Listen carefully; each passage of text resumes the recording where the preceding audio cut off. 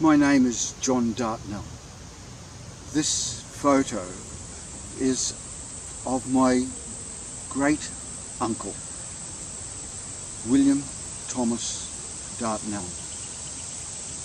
You can see this photo in most of the RSL clubs in Australia on their wall of fame, and it is the very first photo that you see when you go to the Canberra War Museum in their Hall of Fame. The flag in the story hangs in the Tower of London, and the majority of my information to put this poem together comes from the British War Museum. This poem is dedicated to William Thomas Dartnell, 1885 to 1915 BC.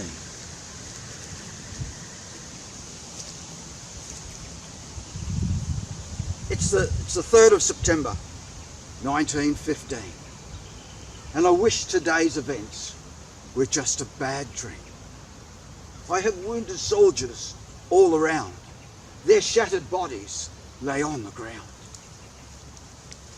Night begins to fall. The enemy will attack and slaughter them all. So before the sun sets and ends the day, we must get our wounded up and move them away. I am First Lieutenant William Thomas Dartnell, and this is my story that I am about to tell.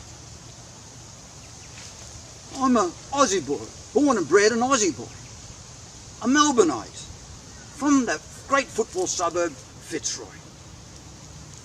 I am a local actor of some renown, and I was offered a role in London town. Now, who could pass up a gig like that? So I packed my bags and my finest hat, and I sailed away to this new London life, where I improved my acting and I found a loving English wife. So there I was, just acting my part when this World War began to start. So with the rest of the Poms, I stood in line with an enrolment form for me to sign. It was the fighting force of the Light Fusiliers, and I thought that this war would be over in a couple of years. But it was to British East Africa that we were set, with some of the bravest and best blokes that I've ever met. The British port of Bacoba was now an enemy town. It was up to us, the Light Fusiliers, to bring those Germans down. The assault on Bacoba was cruel and tough, and the best of the best was not enough. So Hendo and I snuck through the back, dragged down their flag, and we raised the Union Jack. The sight of our flag rallied our men. They attacked, and to Bacoba was British again. All that seems so far away. I doubt if I'll make it through today. We were ambushed on open ground with very little protection to be found. I have a gunshot wound to the knee. Get the wounded out! Get the wounded out! Don't worry about me. Give me guns and ammo and plenty of grenades. I'll stand my ground. I'll protect you, my comrades. William died that afternoon, gallantly protecting his platoon. For his bravery, he received the highest award, but his lovely London life now was flawed. The wounded were all moved away. His actions really saved the day. There were 7 dead enemy at his feet. It was to his maker that he had gone to greet, lest we forget. Thank you. This postcard was sent to my grandmother, Maud Morris. She lived in Colomulla, and she received it in November 1918, 100 years ago today. And this is the story of the postcard.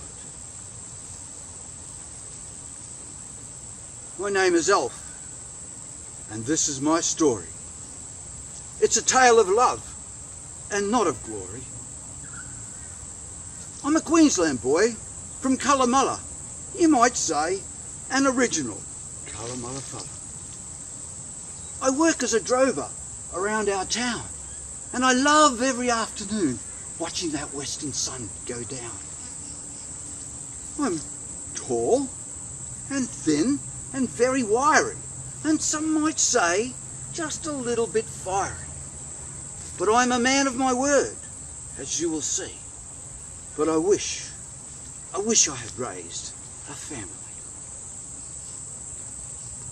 We gather each Sunday, that's the day of our Lord, and it's my chance to see my loved one Maud.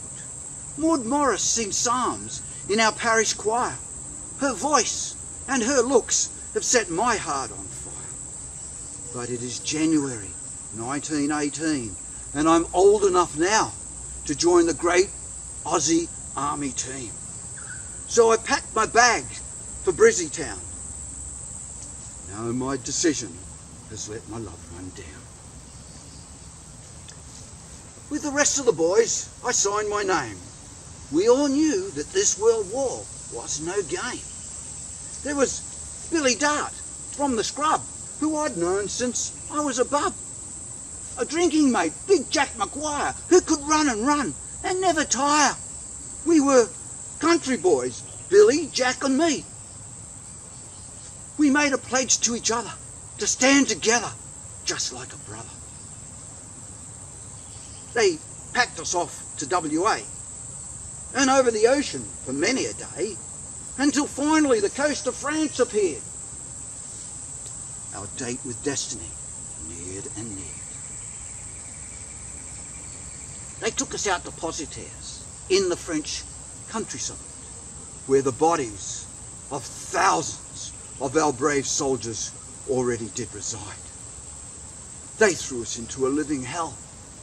The trenches, the mud, the bodies, the smell, the blast, the bombs, the noise made us realise that we were still just boys.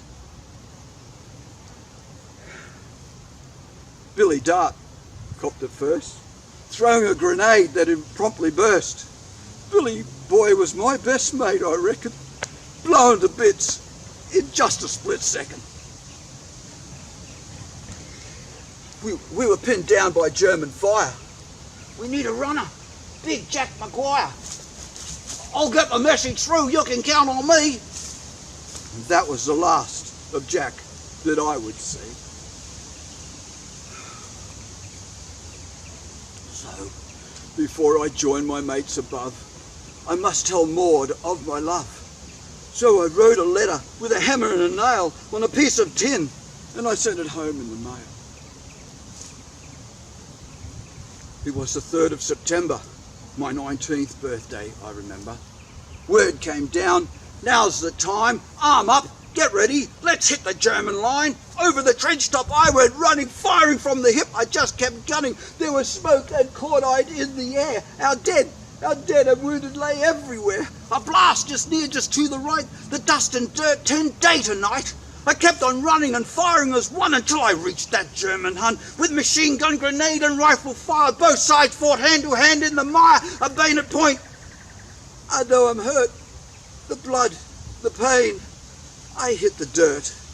It's then I realised my life was flawed, lost forever, my beloved Maud, lest we forget.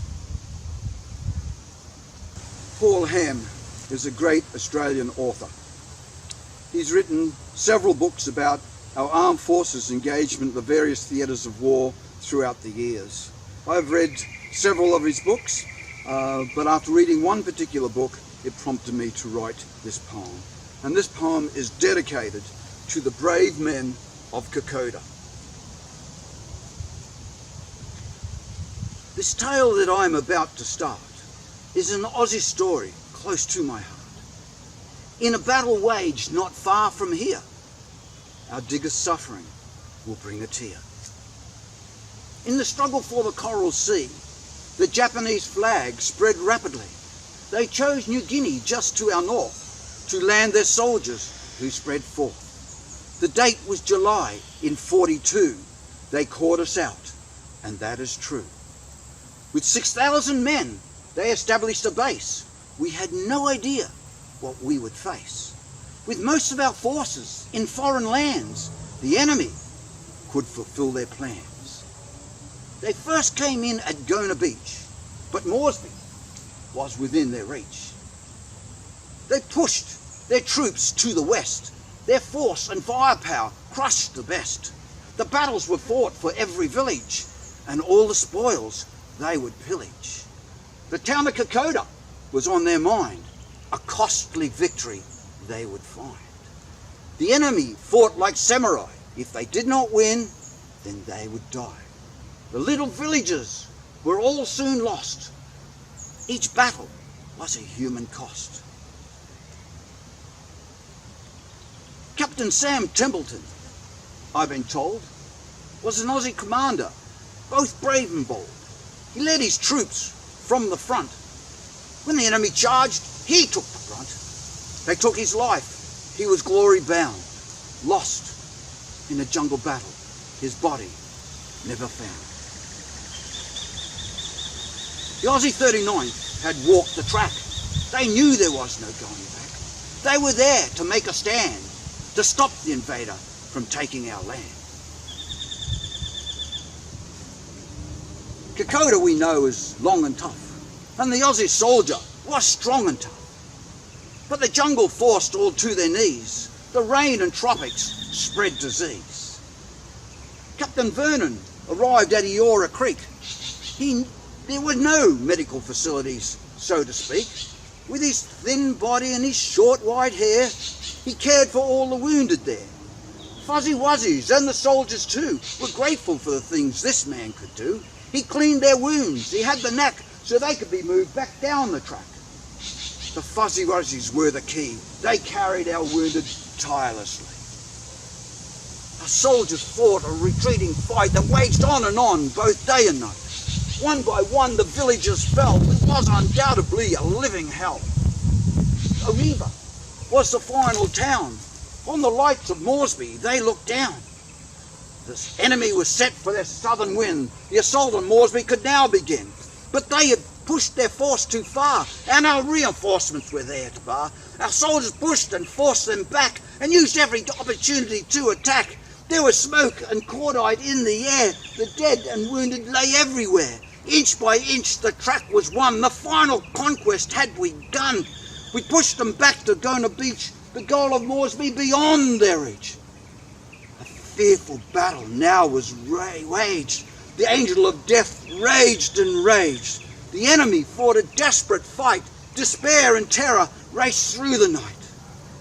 The date was January in 43, when we finally declared a victory.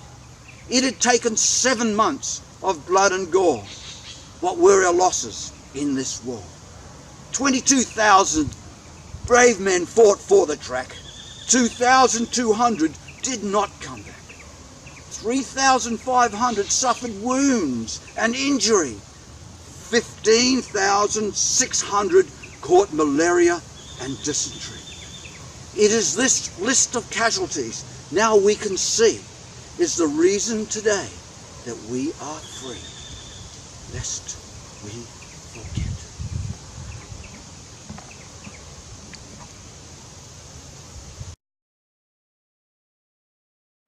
I've been on the road for many a day, and just thumbed a ride down the Newell and into Hay.